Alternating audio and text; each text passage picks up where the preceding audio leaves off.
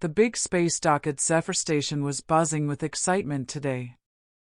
Captain Jake Sullivan was bringing his ship, the Star Runner, into parking spot number 12.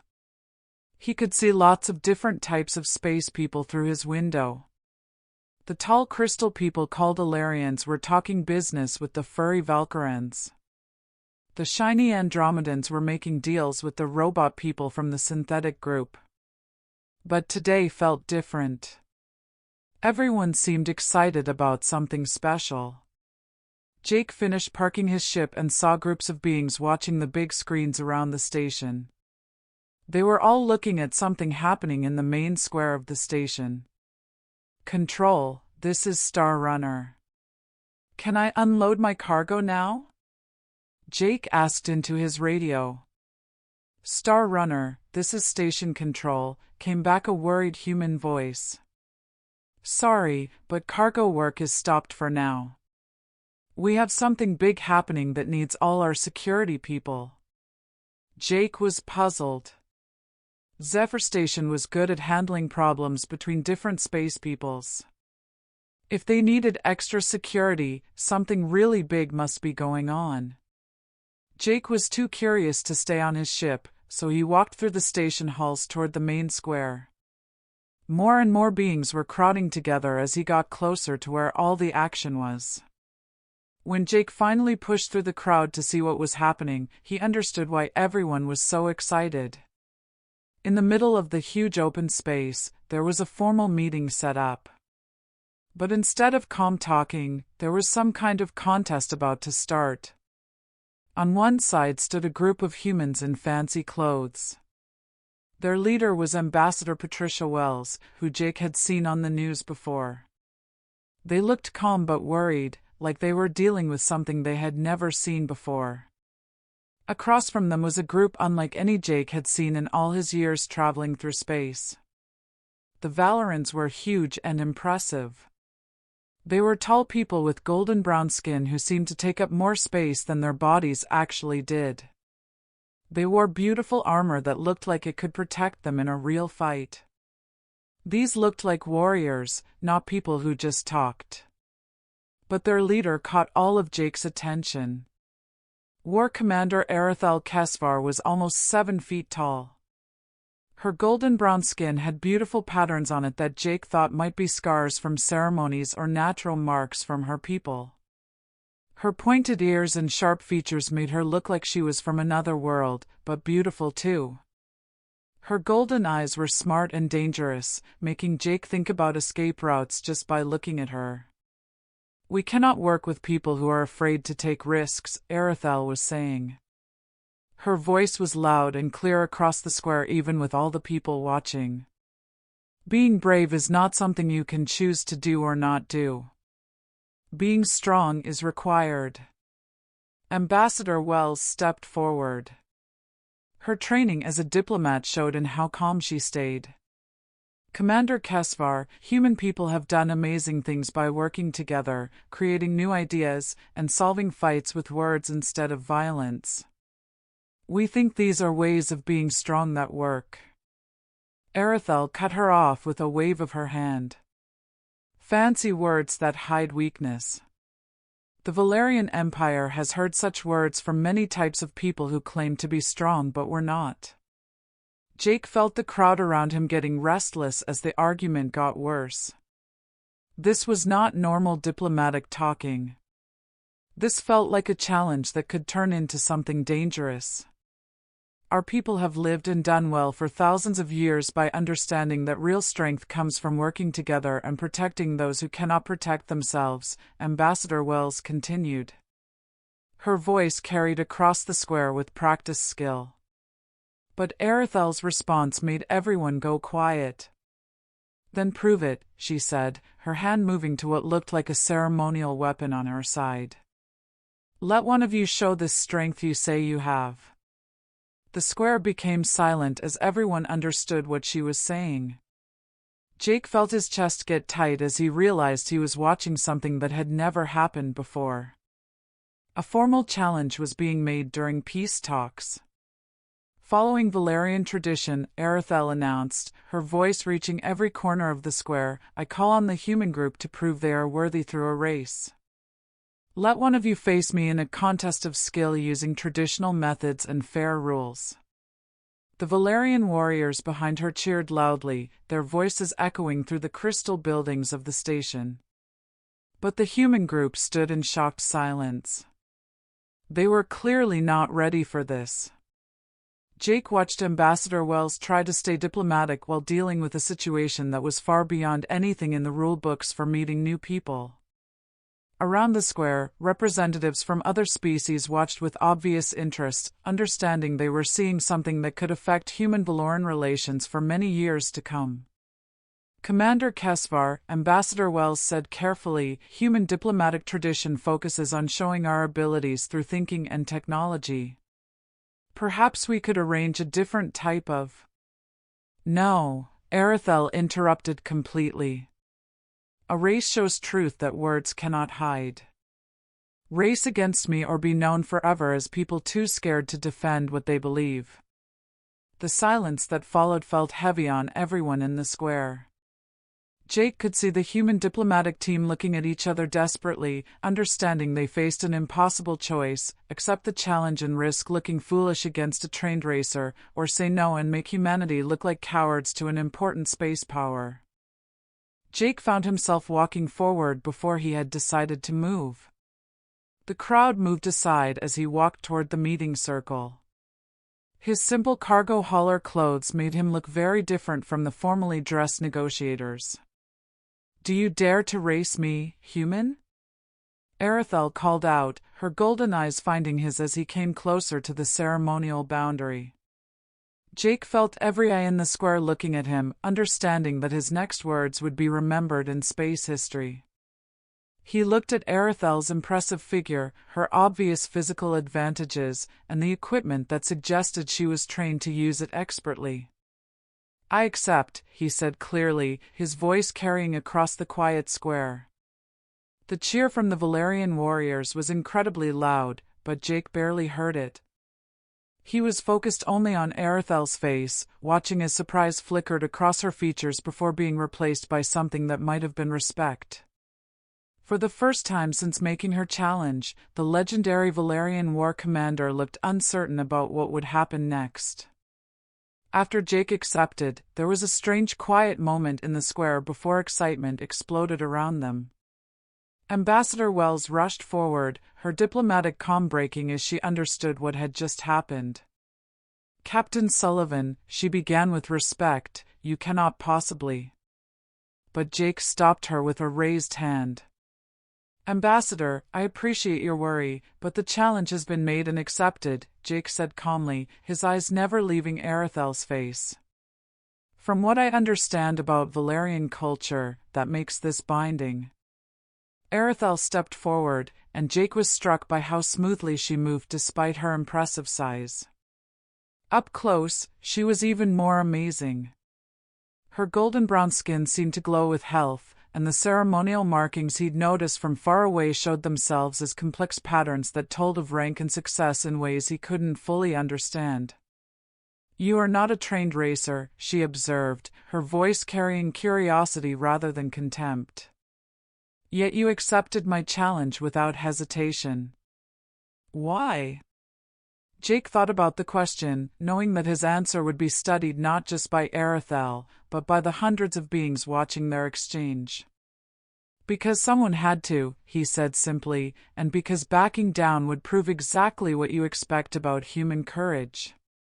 Something changed in Arethel's golden eyes. A flicker of what might have been approval or interest. You understand that this race could result in serious injury? I understand, Jake replied. Do you understand that accepting your challenge doesn't mean I plan to make it easy for you? For the first time since Jake had seen her, Arethel smiled. It changed her face from scary to truly beautiful, though no less dangerous. I would be disappointed if you did. The preparations that followed were unlike anything Jake had experienced.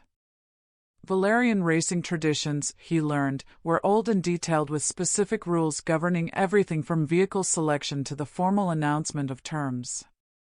A Valerian lieutenant named Cathvar explained the rules while Jake tried to absorb information that might help him succeed. Traditional vehicles only, Cathvar explained in accented but clear standard language. Single-pilot racing pods as befits honorable competition. The race continues until one racer crosses the finish line or crashes too badly to continue. Or dies, Jake finished. I understand. The commander is skilled beyond most of our racers, Cathvar continued, and Jake caught something in his tone that suggested worry. She has trained in racing since childhood and has never lost a formal challenge. Jake nodded, accepting the racing suit that would protect him during the contest. Thanks for the warning. Any advice on technique? Cathvar looked around to make sure they weren't being heard by other Valorans. Survive the first turn, he said quietly. Most challengers crash within moments. If you can get through her initial moves, you may find chances to learn her patterns. As the race course was prepared in the station's main racing arena, Jake found himself thinking about how he had gotten to this moment. He'd grown up on frontier colonies where problems were solved as often by action as by talking. His years running cargo to dangerous systems had taught him to take risks when necessary, but against pirates and raiders rather than trained racers. Captain Sullivan, Ambassador Wells approached him during the preparation time. I've been talking with Earth Command. They're very worried about what this means for diplomatic relations. I imagine they are, Jake replied, checking his assigned racing pod. But Commander Cathvar was right about one thing.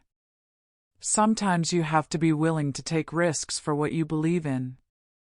And what exactly do you believe you're racing for?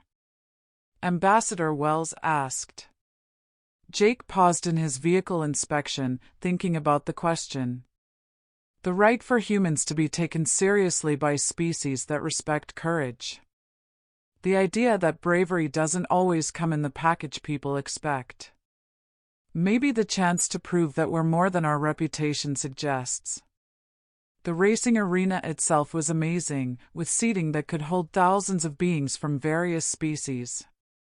Word of the challenge had spread throughout the station, and the seats were filling quickly with spectators eager to see what many viewed as a historic contest. As Jake entered his racing pod, he was struck by how different it felt from his cargo ship. Every control seemed designed for speed and precision, from the engine controls to the navigation systems. The pod itself was beautiful and fast, made from some kind of crystal metal that seemed to have its own inner light. Across the starting line, Arethel emerged in her racing pod, the vehicle gleaming under the artificial lighting. The pods they'd been given were built for speed, sleek racing machines that could move faster than Jake had ever traveled before. Jake had spent the preparation time learning basic controls, but he understood that he was about to race against a master with a vehicle he barely knew how to use. Racers, state your intentions, announced the Valerian referee, following traditions that were older than human civilization. I race for the honor of the Valerian Empire and the truth that skill cannot be faked, Arethel declared, her voice carrying clearly throughout the arena. Jake felt the weight of history and expectation as he prepared his own statement. I race for the honor of humanity and the truth that courage takes many forms. The crowd fell silent as the referee raised his hand. Let the race begin. Jake had expected Arethel to speed away immediately, overwhelming him with skill and experience. Instead, she started slowly, staying near him as she studied his flying style and technique. Her golden eyes never left his pod, and Jake realized she was reading his moves the way a hunter reads prey. You handled the controls incorrectly, she observed through the radio, continuing to fly alongside him. Your turn technique leaves you vulnerable to side attacks. Your speed management suggests no formal training. Probably, Jake agreed, working to keep up with her effortless flying. But I'm still here. Arethel's laugh came through the radio. Indeed, you are. Let us see how long that remains true. When she finally pushed her pod to full speed, it was with a combination of skill and precision that took Jake's breath away. Her pod traced perfect lines through the course while Jake struggled desperately to keep up. Within seconds, he understood why Kethvar had warned him about surviving the first turn. But somehow, through a combination of luck, desperation, and the irregular techniques he'd learned in less formal flying situations, Jake managed to avoid the worst crashes while taking risks that would have ended most races. Interesting, Arethel said as they came out of a dangerous section of the course. You fly like someone with nothing to lose. Jake steered around a floating obstacle, noting with grim satisfaction that he was still in the race. That's because I don't have anything to lose except the respect of people I've never met. Arethel's expression grew thoughtful as they approached the next difficult section. Perhaps, she said, that is the most dangerous opponent of all. The race continued with Arethel showing why Valerian racers were famous throughout the galaxy. Her pod control was like poetry in motion. Each turn flowing seamlessly into speed increases that seemed to anticipate Jake's responses before he made them. But as the minutes passed, something unexpected began to happen. Jake, struggling but stubbornly keeping up, started to find rhythm in the chaos.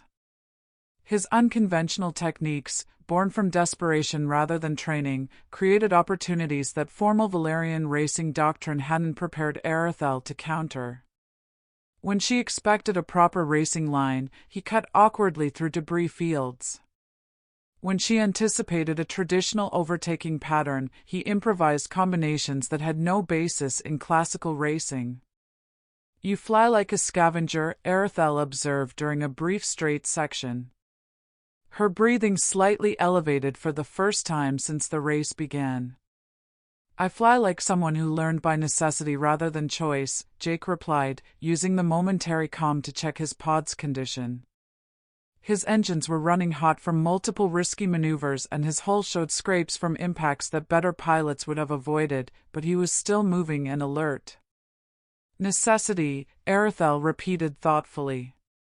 Tell me, Captain Sullivan, what necessities taught you to fly like this?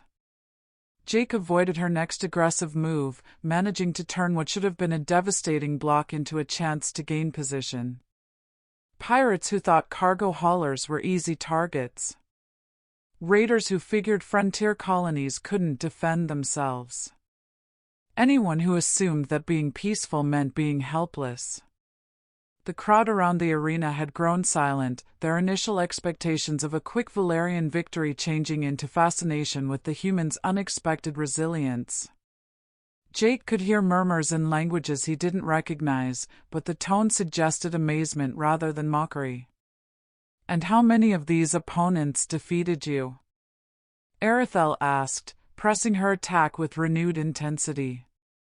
Enough to teach me that losing doesn't mean giving up, Jake replied through gritted teeth, his pod shaking as he pushed it beyond safe limits. The answer seemed to affect Arethel in ways that Jake couldn't fully understand. Her racing became more calculated, less focused on ending the contest quickly, and more directed toward testing his responses to different types of challenges. You have been damaged multiple times, she observed, noting the warning lights that were beginning to slow his movements. A wise racer would quit before sustaining permanent damage to their pod. Jake managed to grin despite his exhaustion. Probably, but I've never been accused of being particularly wise. What would you call yourself, then? Jake considered the question while avoiding a move that would have ended his race. Stubborn, determined, too stupid to know when I'm beaten. Arethel's laugh was genuine and surprisingly warm. Those are qualities that Valerian culture respects, though we usually express them differently. How do Valerans express stubbornness? Jake asked, genuine curiosity mixing with his racing focus. By refusing to accept defeat even when victory seems impossible, Arethel replied, then suddenly slowed her pod, letting Jake pull alongside her. By continuing to fight for our principles, regardless of the odds against us.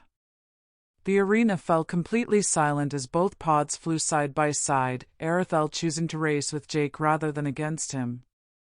Jake could see something shifting in her golden eyes, a recognition that seemed to surprise her as much as it did him. "You have proven your point, Captain Sullivan," she said formally through the radio.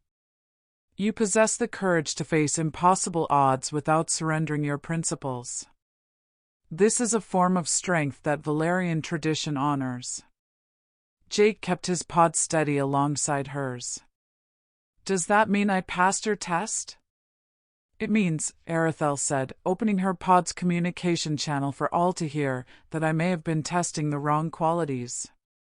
The crowd erupted in confused murmurs as the implications of her statement rippled through the arena. Valerian challenges were supposed to end with clear victory or defeat, not philosophical revelations that called the entire racing tradition into question. Lieutenant Kethar's voice came through their radios, his tone torn between concern for his commander and confusion about the unprecedented situation. "Commander, the challenge remains unresolved." "What are your orders?" Arethel looked at Jake, who was flying beside her with his damaged but still functioning pod. "The challenge is resolved," she announced, her voice carrying clearly throughout the arena.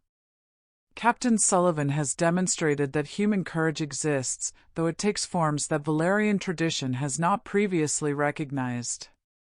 She turned to address the human delegation directly through the arena's communication system. "Ambassador Wells, I formally withdraw my objections to alliance negotiations. Your species has proven worthy of Valerian respect." But as both pods slowly made their way back to the starting area, Arethel remained close to Jake, her expression troubled by thoughts she was clearly struggling to articulate.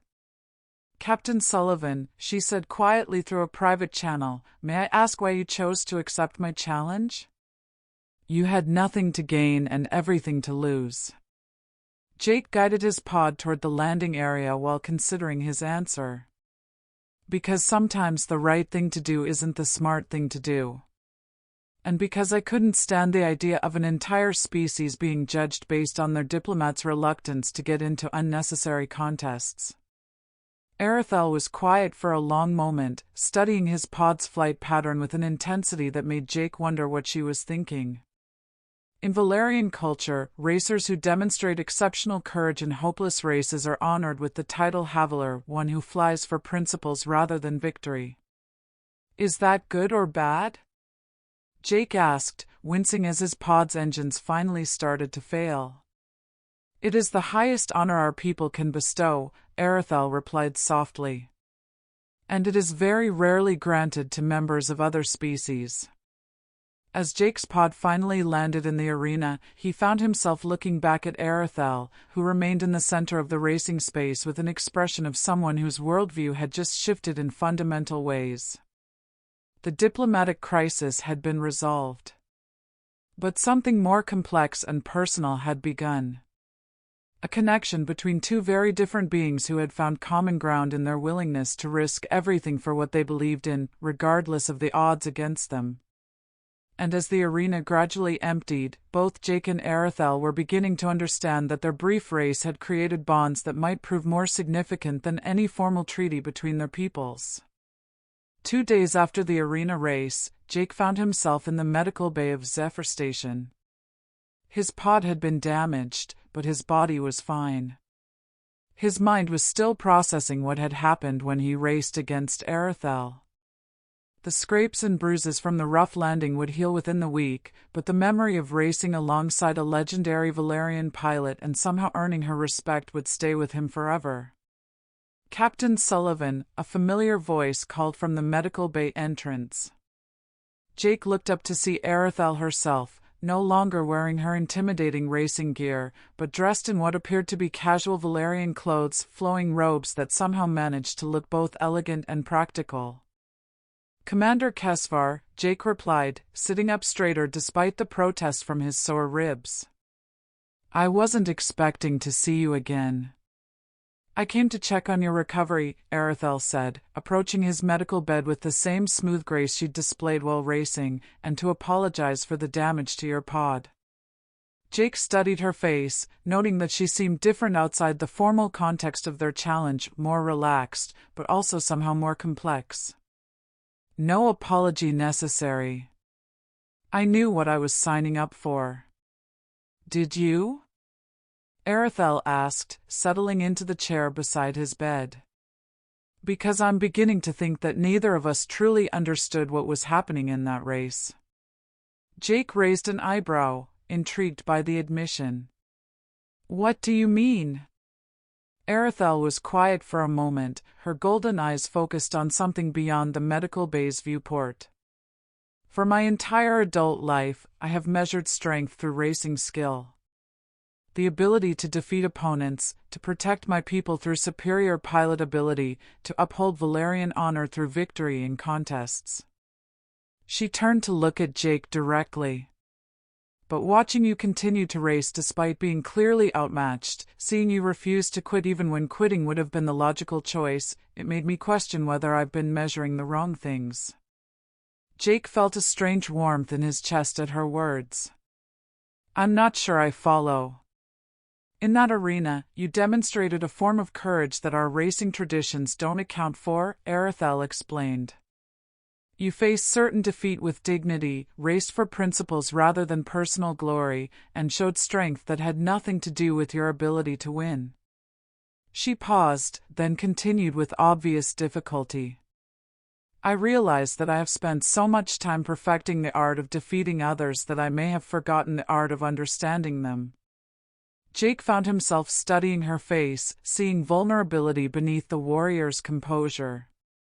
Is that a problem in Valerian culture? It may be, Arethel admitted. Our emphasis on competitive strength has served us well in many ways, but it has also isolated us from potential allies who possess different kinds of value. The conversation was interrupted by the arrival of Ambassador Wells, who entered the medical bay with obvious relief at finding them in peaceful discussion rather than continued conflict. Captain Sullivan, I'm pleased to see you recovering well, she said, then turned to address Arethel with diplomatic courtesy. Commander Kesvar, I wanted to personally thank you for your decision to proceed with the alliance negotiations. The preliminary agreements we've reached could benefit both our peoples significantly. The thanks should go to Captain Sullivan, Arethel replied. His actions in the arena opened my eyes to possibilities I had not previously considered. Ambassador Wells looked between them with growing interest. Such as the idea that true strength might come from cooperation rather than competition, Arethel said. Your Captain Sullivan raced alone against impossible odds, but he was racing for the honor of all humanity. That kind of unity of purpose represents power that extends far beyond individual capability. Jake felt heat rise in his cheeks at the praise. I just did what seemed necessary at the time. Exactly, Arethel said with a smile that transformed her features. You acted according to your principles without calculating personal advantage. In Valerian culture, such behavior is considered the highest form of honor. Ambassador Wells excused herself to continue the diplomatic negotiations, leaving Jake and Arethel alone in the medical bay. The silence that followed was comfortable rather than awkward, filled with the kind of mutual understanding that sometimes develops between people who have shared intense experiences.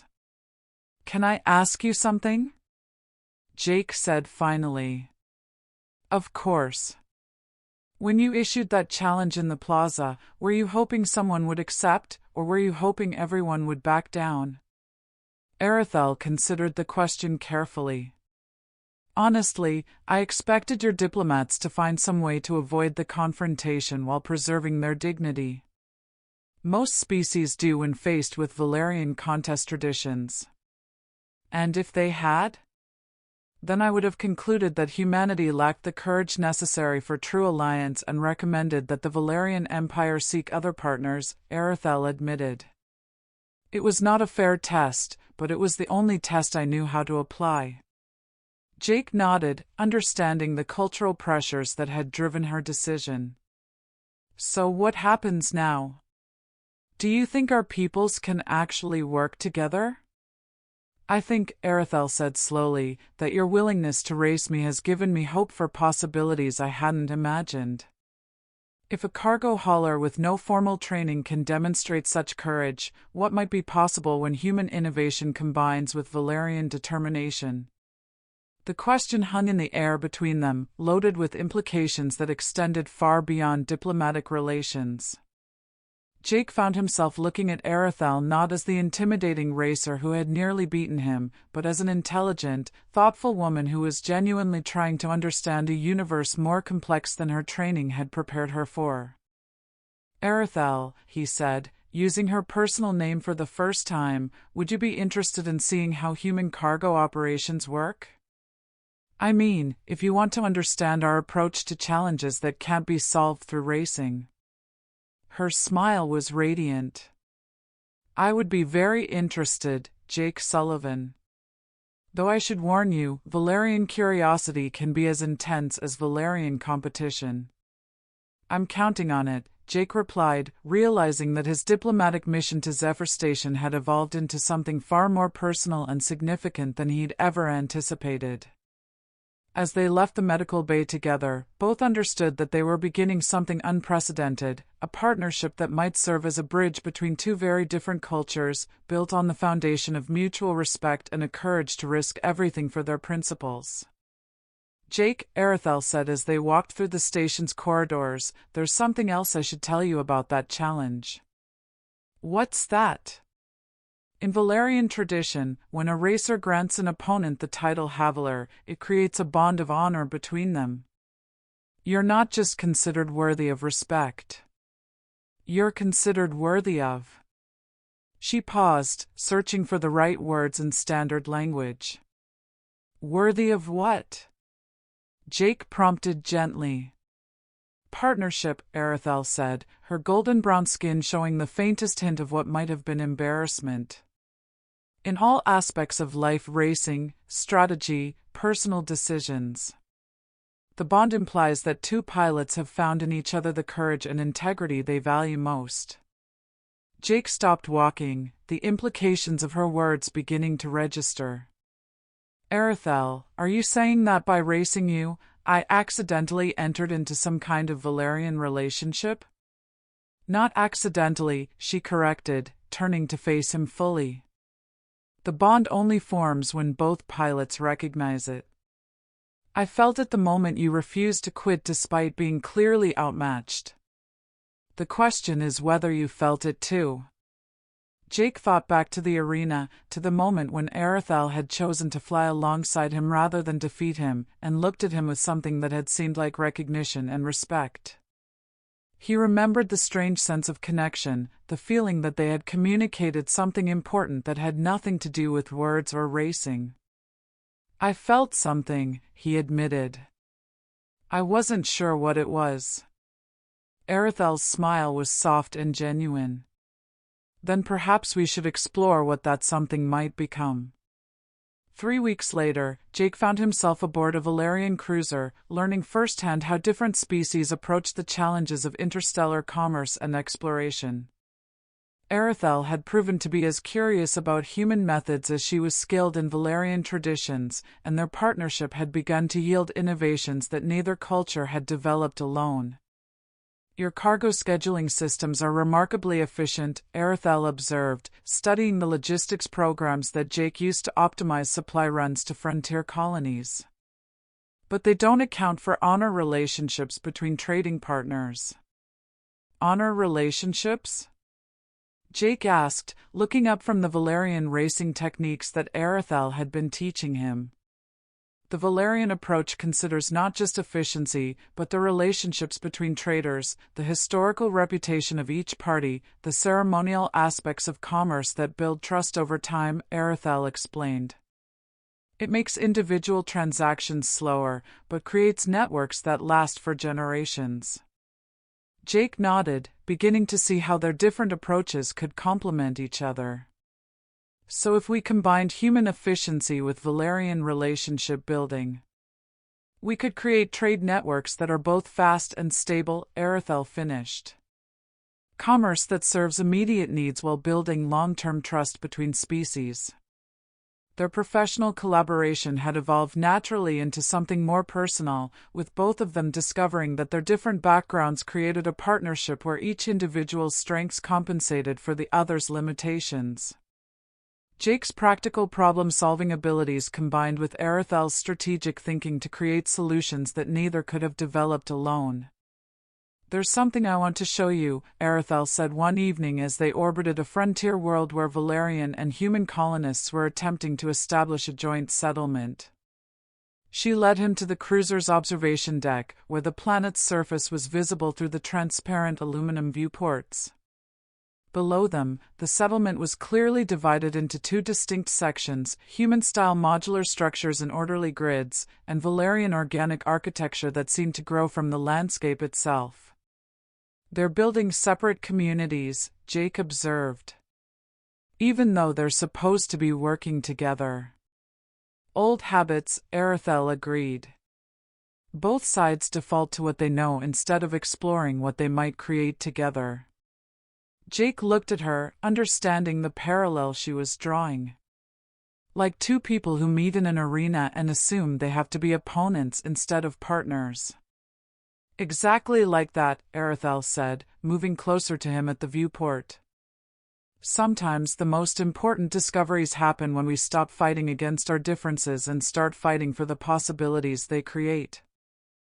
Jake felt the same sense of connection he'd experienced in the arena, but now it was accompanied by something deeper, the recognition that he'd found someone who challenged him to be better than he thought possible. "Arethel," he said softly, "when you asked if I dared to race you, I thought you were challenging me to prove human courage." "And now?" she asked, her golden eyes reflecting the starlight beyond the viewport. "Now I think you were challenging me to prove that two very different people could find common ground worth fighting for." Arethel's smile was radiant as she moved closer, her hand finding his. "Then you understand the real victory we won in that arena." "Which was?" "The discovery that the strongest partnerships aren't built on defeating others, but on choosing to trust someone whose strength complements your own." As they stood together watching the divided settlement below, both understood that their relationship had become a living example of what was possible when different cultures chose cooperation over conflict. Their love story had begun with a challenge and a race, but it had grown into something that could serve as a bridge between worlds. And as reports came in from the joint settlement that human engineers and Valerian builders had finally begun collaborating on structures that combined both approaches, Jake and Arethel realized that their partnership was already changing the galaxy in ways that no amount of formal diplomacy could have achieved. The challenge had been answered, the race had been won, and the real adventure of building something beautiful together was just beginning.